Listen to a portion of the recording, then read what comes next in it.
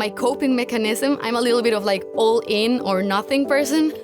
So after the denial phase, I was like, okay, I accept it, I embrace it, I love it.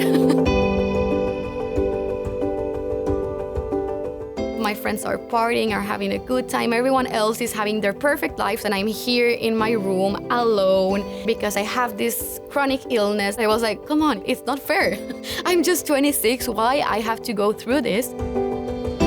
I'm originally from Costa Rica, and I was diagnosed with polycythemia vera more or less 3 years ago. It was by coincidence. I normally do every year a blood test to see that everything's going well. And 3 years ago, the doctor found out that platelets were higher than normal. So it was a tough process, maybe like to get to the final result to really understand what was going through. I feel I had like 1 year of denial. I didn't talk about it at all.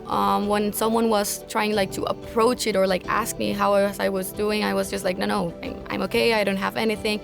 And since I didn't know exactly what was it or like how to describe it or explain it, I was just like, yeah, it's like some sort of mutation and whatever.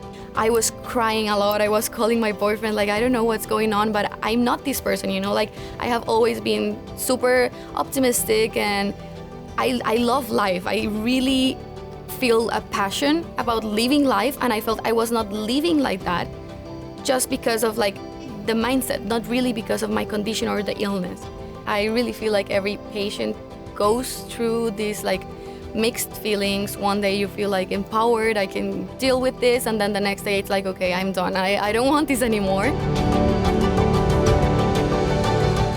It's funny because somehow my friends, instead of like joining this pity party and telling me like, yeah, it's so unfair, you already had a lot to go through, they were like, no, Mari, your whole life was just preparing you to continue over facing challenges. And I was like, yeah, well, I want to unsign this contract, you know, like I was not up to this. And they were like, well, it doesn't matter if you're up to it or not, because you're already there and you're already helping others and find your joy inside this, because if there's someone that can deal with this, it's you.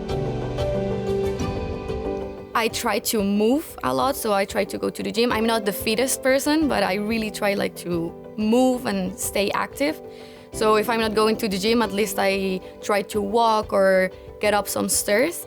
I always try to stay active like physically with the gym and stuff, but also mentally. So I have like a lot of like personal projects, and yeah, there's always something going on. I'm a designer, right? And when I did some research about what was going on in my body, I found a lot of like science papers and research and like really dense medical information that it was overwhelming, not clear, and of course not fun. So I really thought this like cancer needs a rebranding somehow, and I wanted to target young people, and that's how I came with the idea of the Odd Blood Club. That was like my first and my only goal, honestly. I just thought, okay, I'm gonna open an account. I'm gonna try to reach some young people dealing with the same condition I have, and see if that can help us support each other and just like feel that you're not alone, and that not alone is already something that can help a lot. Like I think changing this why me to the what for transformed my suffering into purpose, and that changed the whole way I live with my condition.